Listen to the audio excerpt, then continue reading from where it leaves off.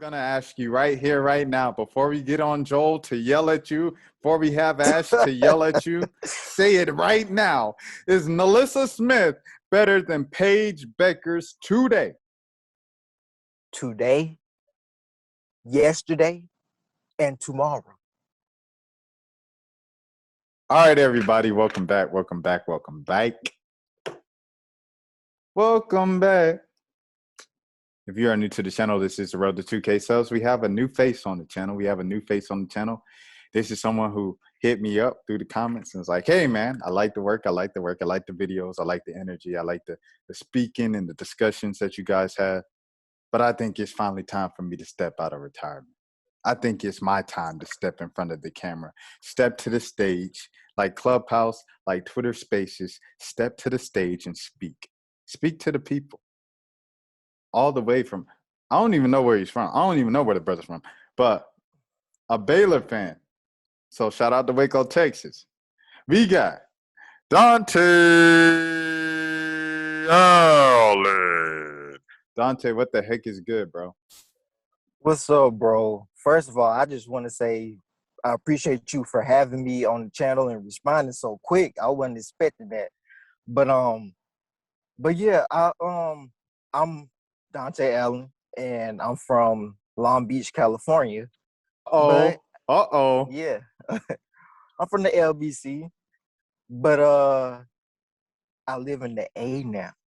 Oh, we got someone else from the A. Oh, yes. Man, it's getting so crazy. I know all about. I know everything. I'm not even that far from you, so I'm with it. I'm with it. Oh man, North Side Long Beach. Yes. Oh, but shout out to State. But go ahead, Dante. My bad. Yeah, people.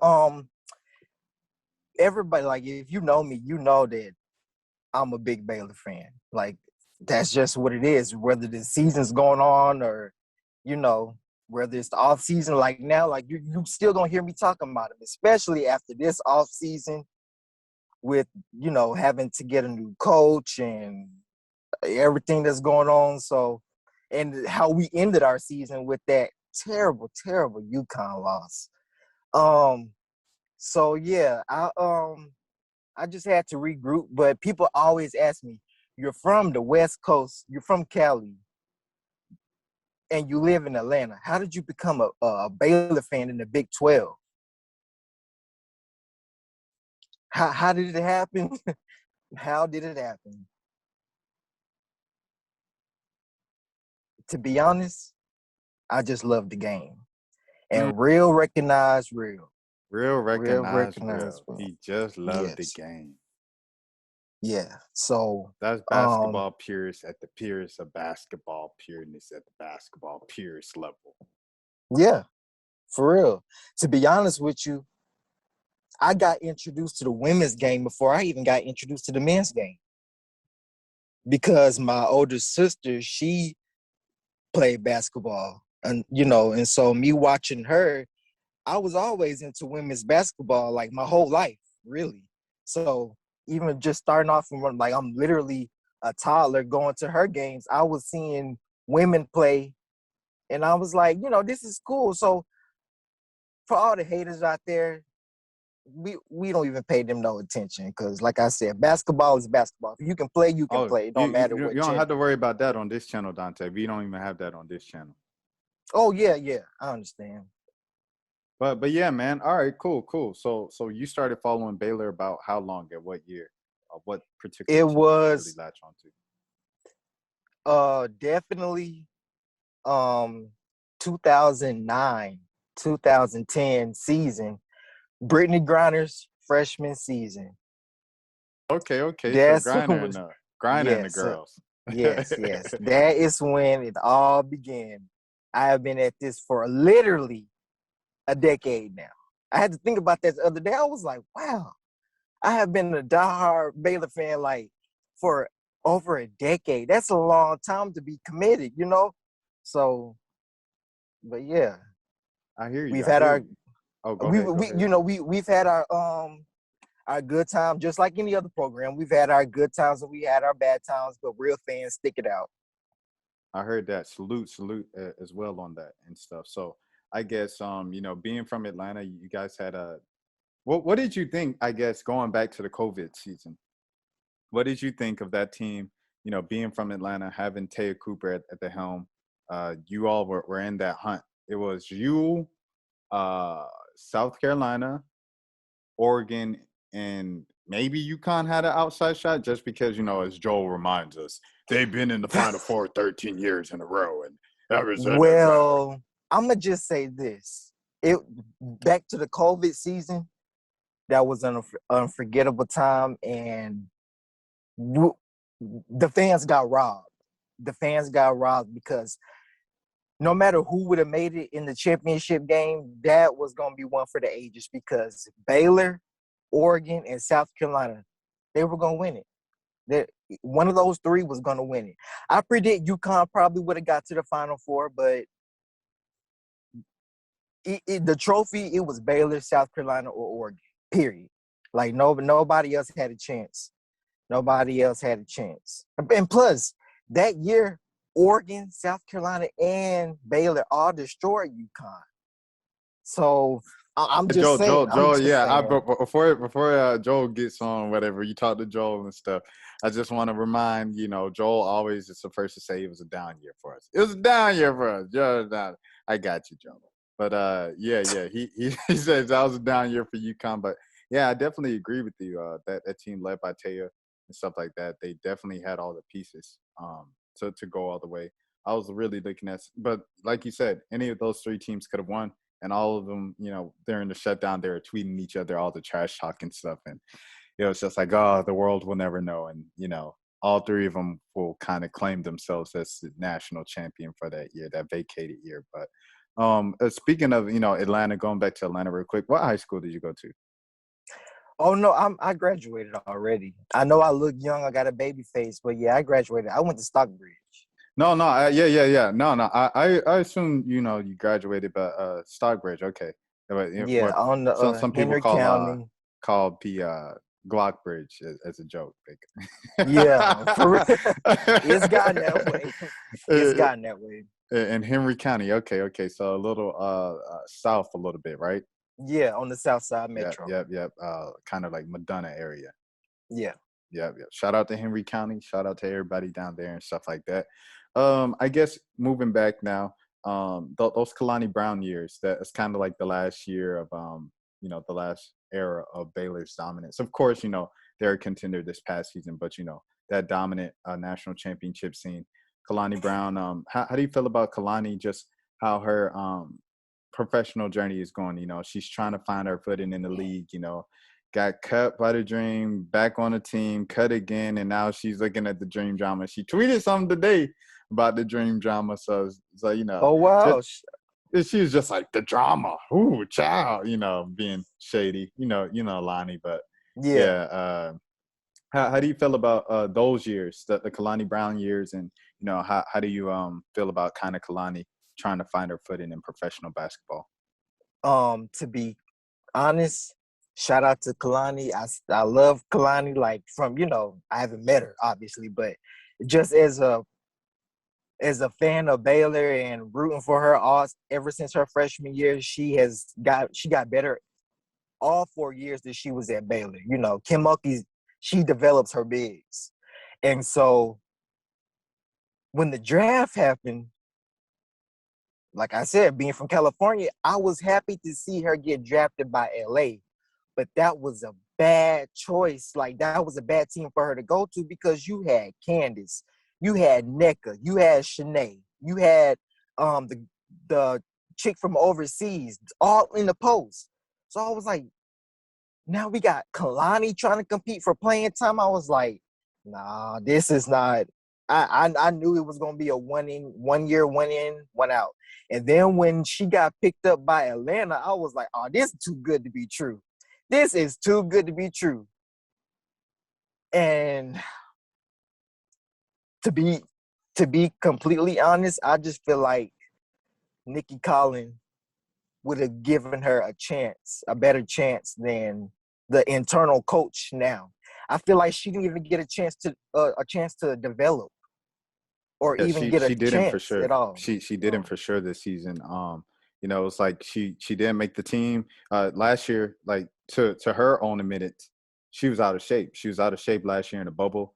Yeah. Came in late because she had COVID. So the whole 2020 season was just a wash for her. And that was her, like you said, her first real chance after being in LA with everybody and their mama. So, she goes to Atlanta. 2020 is a wash. She comes back. 2021, she's in shape. She's working hard in the off season. And, she doesn't make the team. And then she's kind of on the team. And then it's like they didn't play her because she wasn't supposed to make the team in the first place. I don't know. It was a weird situation. And then they finally waive her. But she never, like you said, she never really got that true playing time, that true opportunity to kind of prove herself and earn her roster spot. I guess going back now to sticking with the dream, Nikki Collen. Now you guys have Nikki Collen headed to Baylor. Just how excited are you about Nikki, and what do you think are some things that she can bring to that program? Honestly, she wasn't my first choice, but Hold on now. Who was the first choice for you? Who was the first choice? Oh, the one that the other one did that it came down to. Are you aware of who else was I'm not. involved? Oh, well, I mean, of course, Johnny Taylor, but I knew because of how good and well she's going to Georgia, developing Georgia. But we'll talk about her. I want to get to Georgia, talk about that later. Okay. But I knew that she wasn't gonna leave UGA on account of her husband is on the Atlanta Dream roster as an assistant coach. Right. But Tina Thompson. Ooh, okay. And So you're going for like the superstar. So you're like who's our Cynthia Cooper Dyke, who's over there at Texas Southern now, kind of like the superstar appeal to kind of recruit the kids. Right. Yes. I really thought that, she got a lot of experience at UVA, and when I heard that she got offered the job, I was like, she has to take it. She has to take it. I was like, the money, something must not have been right, or because I'm just like, how could you not want to take over, a blue collar program like Baylor? But I feel like she probably just didn't want that responsibility. Because it's a heavy job. Like people are Big shoes counting to on fill. you. Yeah. For sure. But I mean, versus y'all got ain't so bad. Just being coach of the year, you see what the Dream doing right now. You see what they're going through. You see how much of a difference a coach makes. I do. And I mean, Nikki Collen, let's get back to her. How do I feel? I feel like it's definitely good, and it's definitely going to be very different because everybody knows Baylor is a inside out team. We develop our bigs and we push the ball in the paint, and people call us the old school. That's how Kim Mulkey always used to use the thing as the she's from the old school. Everybody says, we don't take a lot of threes, which we didn't. We did it when we had to. And but otherwise we're getting the ball in the paint. But Nikki Collen is the absolute opposite. She's already made it known that this team will be shooting a lot of threes. And Dee Richards also, she said herself on Sikkim Bears 365 radio, she said herself that when she sees the offense of what's going on, is exactly totally different. The opposite of what Kim Mulkey did. And NaLyssa is going to thrive. The beast will be unleashed next season. I'm telling you, NaLyssa Smith will be the number one pick in the draft. Well, all right. Time to spice it up for the views, Dante. ESPN came out with the list about a month ago. We reacted to it with Joel and Nash. And they had the top players in college basketball for next season. And the number one pick was NaLyssa Smith. Yes. So I'm going to ask you right here, right now, before we get on Joel to yell at you, before we have Ash to yell at you, say it right now. Is NaLyssa Smith better than Paige Bueckers today? Today, yesterday, and tomorrow. Oh, here NaLyssa we Smith go. is better. Now, don't get me wrong. Don't get me wrong. Paige got her last name changed to Buckets for a reason, okay? She has been one of the best freshmen I have seen in a long time. In a long time. She proved her point. She proved her point. She's good. Even against a very good defensive team, she's very good. But NaLyssa Smith, NaLyssa Smith, she's unguardable. I'm sorry. I'm telling you, it's not even fair. It's not even fair. So NaLyssa Smith is the best player in college right now. She's better. So she's better than Ryan Howard right now as well. Oh yes. Oh yes. And shout out to Ryan Howard. She's good. But to be honest, Ryan Howard, she better pick it up this year. Because I feel like this past year wasn't her best. Right. I agree, and I think a freshman. You talk about freshman. Another freshman outplayed her in the postseason and sent her home. Caitlin Clark. Yeah. She sent her home and Exactly. outplayed her. So I definitely think it'll be interesting to see how Ryan kind of bounces back from that this season. Being the presumptive number one pick for so long. I just think it'll be interesting how she bounces back. And Nikki Collen coming in, and the first thing she says is, "I want to make NaLyssa the number one pick." So I just think it'd be very interesting when you guys lose pieces like Moon Urson and stuff like that. Just how do you think next season will be for you all? Kind of replacing a couple of key players, and then losing Didi and Dejanay as well to the pros. Well, definitely. I really hope that. Well, first of all, when Kim said she was leaving to go to LSU, I knew that Moon, being from Louisiana, I knew that she was leaving too. So I was already prepared for that, and I don't blame her. I mean, who wouldn't want to try to, dominate and be from, the same area and all that? Like, go home, and it's just I don't fault her, and I'ma still root for her and Kim at LSU. I will definitely be supportive. There ain't no love lost between me and Kim. But with her leaving, I wasn't upset. Now, what I will tell you, who I am upset with that left, Hannah Gusters. That was shocking. That was very shocking on the count of her and Sarah Andrews. They were both McDonald's All-Americans, Jordan Brand Classic. And they went to the same high school. So I'm thinking like, wait a minute. If Hannah's leaving, don't tell me Sarah's leaving too. Like, but Sarah, she made it known, like, no, she's staying. So I was like, okay. But yeah, when Hannah left, I'm not gonna lie, I was devastated because we just lost another big. So But Queen is returning, right? oh yeah, Queen. Yeah. Yeah, Queen's Queen. returning. Okay. So Shout so out you to guys Queen. have a couple pieces coming back. Yeah. I mean, don't get me wrong. Baylor, if they don't make it to the Final Four next year, I will be very shocked because out of the players that we do have and the players that haven't been announced yet, you see what I said there? I know you things. got I some know insight. things. I know some things. I know some things. But I'ma just say that out of the words out of Nikki Collen's mouth, Baylor is not done recruiting for the rest of the season. It's tough. It's tough, Dante. Look. I'm looking at 3 locks: UConn, South Carolina, Stanford. And then you're looking at a team like Iowa.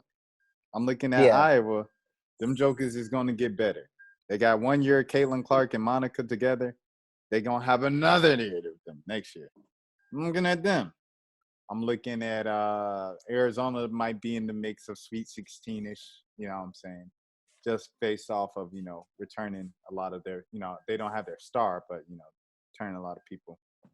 I'm looking at Kentucky might make a final push with Ryan, her final year. Last chance to Mhm. make a run. I'm looking at who else we have. Not Northwestern. Northwestern, that was my team. Uh, Louisville. I'm looking at Louisville. Another year. Them jokers getting a year older, even after losing Dana Evans. There's a couple teams out there. There's a couple teams out there that can make that little sneak push to get that fourth spot. So you're saying Baylor's in. Do you disagree with any of the other three locks that I picked to make the Final Four next year? Oh no, no, Okay. those So so three, so so you yeah, got the four. So you got that four. Baylor, yes, of Baylor, course, South Carolina, UConn, Stanford. yes. Okay. Okay. All right. All right. All right. And I guess just I mean, there's others that can get in, but those four don't. Yeah, those who four are the who main who ones. else do you see potentially making a surprise push? It wouldn't be surprised in Indiana, about. Maryland. I'm tripping. Indiana That's and what I was just Maryland. about to Yeah. say. Yeah. Yeah. I'm Yeah, sorry. I'm sorry. Go Maryland. ahead. Yeah, yeah, Maryland. Um, Let me see. Uh, Oregon. Oregon. Okay. With Prince. That yeah, I think that they just got somebody else. Somebody else just transferred there. Um, India Rogers. Okay. Okay. She Okay. just went there. So, but yeah, I don't think you would be surprising about them either. All right. All right. Well, I mean, in a mix, you know what I'm saying? Like, you think of three, and then, there's a billion teams in the mix to make that fourth spot. That's what Haley Jones was saying, when she was like, there's parity, there's no super team. There's no, guaranteed lots anymore. Everybody's they have their hand in the basket to make it this year. And that's what has led to the growth of the game, just outside of kind of the core, hardcore basketball fans now. And, I guess, kind of going back to McDonald's All-Americans, you were talking about high school All-Americans and stuff. What about Jaden Owens? Is Jaden Owens ever going to get off the bench? She will this year. She will this year with the team they have and what Nikki wants to do. Then she's gonna get an opportunity. She's gonna get an opportunity. I'm not gonna say start, but I she's was definitely just gonna get about an to ask you opportunity. because the only time I saw her was when you guys were beating Jackson State by 120 in the tournament, and she got in the final 2 minutes of the game. And I just didn't really get to see much, but it's like, it's kind of hard judging players off of that because, you're sitting on the bench the entire time and you're cold, but so you see her as just a rotational player, a backup. Where do you see her? Six It will woman. at the start of the season, yeah. But I mean, who knows? She is good, so I wouldn't be surprised. But to start off the season, no, I think she'll definitely be off the bench. Okay, so you see Jaden Owens being potentially a key contributor to the team by the season's end. Definitely, yeah. What is she? She's a junior this year? I don't know if she's gonna classify as because everybody got that extra year, so I don't know if Yeah, she's gonna and she classify as a transferred sophomore or too. junior. Yeah, So she might. so Yeah, yeah. probably junior. Okay. Okay. All right, but yeah, that was Jaden Owens, and then I guess just let me think of anything else.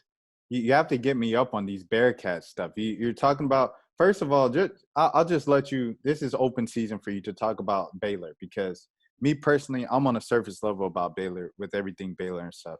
You're the Baylor fan, so you go ahead and talk about all your talk of us sleeping on Baylor, not talking about Baylor enough, et cetera, et cetera. Well, as far as Baylor,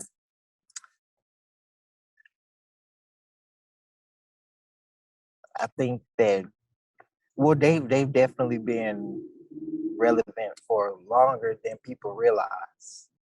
Too, people thought back when Odyssey Sims and Brittany Griner was on the team that when they won that was their first championship, and I was like, no, they actually won back in 2005. I don't even remember that championship, but they won. I know that was their first year, and that was, before a lot of the UConn fans, especially the UConn fans, were saying, "Oh, they're not going to have to worry about Baylor no more after the Odyssey Sims and Brittany Griner left." But the numbers speak for itself. And you guys are like third, right? Third all-time program in championships, if I'm not mistaken. Yep. That's just off top. Okay, it's first UConn, second Tennessee, and then third you guys. Well, tied with Stanford now because Okay, so Tara finally okay. got her 'Cause third. they got- So all right, cool. So you guys are in that discussion, and that's something that Joel and Ash have kind of yelled about with South Carolina. South Carolina, you guys aren't there. Maybe Baylor. I'd entertain Baylor and Stanford, but that's it. So, anyways, I guess just also going back to that final game, how was it for you to kind of see the nation pay attention to that game? With LeBron tweeting about it and everybody live tweeting it. Just first of all, and then second, how'd you feel about the game? And, I loved it. The ending. Dante, I can hear you now. You're back. Okay. Yeah. Yeah, I loved it. It was great for the exposure, and I was happy for Dejanay too. She got a lot of exposure from that, but it was not for a good reason. Like that, I'm telling you, that night was a very hard night. But okay, so my question for you is, when it comes down to games that come down to one call, do you blame the? Do you really look at that one call as the reason why you all lost, or do you look at it like there was plenty of other times we could have capitalized in that game and we didn't do it? That 19-0 run was what killed us, but we all know that, Didi had an injury, and she was the best defensive player, and she was the one that was guarding Paige. And when Didi left the game, it was over. It was over. I know. I had that argument one time with Joel, and he was telling me that Paige was still getting what she wanted against Didi before the injury. I guess what would be kind of your reaction or your response to that? Because like you said, we all knew Didi was the best defender in the country, or like at least guard perimeter, type defender. What would your response be to Joel on that? No, she was. Like, when the game first started, Paige just hit that jumper right in front of her. So she was, but it wasn't. She didn't get hot until Didi left. I would say that. So okay, yeah, for sure. At the end of the game, that's really when she like stamped it, put to Cancun 1, 2, 3 Cancun. But I guess what makes NaLyssa Smith the best player in the country? Like, what attributes? What can she do better than Paige that makes her the best player in the country? guard. I think that's one thing that, everybody talks about what she does, offensively, but defensively, I think that's the one thing that she can work on this season. Her and Olivia. Olivia Nelson Adota. Yeah. Yes. Olivia's all right defensively. I feel like offensively is what she really has to work on. Like, go ahead. Yeah, I would agree. But I just had to throw that in there. Shout out Liv. She's getting a homecoming game. UConn just announced it a couple of days ago that UConn will be headed down to Georgia Tech for Olivia's homecoming on her senior year tour. But yeah, man, Gino be the first one to tell you. That was the thing that he kept killing Paige about. But she got better defensively as the season went on, for sure, on the freshman year side of things. But what can NaLyssa do defensively? Like what makes her such a great defender? She can move her feet. She's very, she's quick. She's very athletic. Definitely. So, she's a good, shot blocker, rebounder, passer. Like, she's at the top of her statistics are at the top in everything. So, Okay. That sounds good. Well, Dante, is there any last things for you, but before we depart and get you ready to face the guys? Um, I think I'll save the rest for yeah. Everybody want to pay. Okay, all right. Well, Dante, let the people know where they can find you and stuff on social media as well. It's my name, Dante Allen. That's the same thing on Instagram, and yeah, that's it. Like Cool once you beans. look it up, you'll see me. All right. Everybody look up Dante Allen. Go follow the man on social media. If you are new to the channel, speaking of social media, this is the Road to 2K Subs. Dante, I appreciate you so much. We've been wanting a different fan, a different team to come on the show and speak, to say something. We are so glad we have a fresh perspective. Dante, take care of yourself, and we'll see you maybe tomorrow. We'll see whenever the guys are available. But yeah, until next Okay. time, y'all be easy.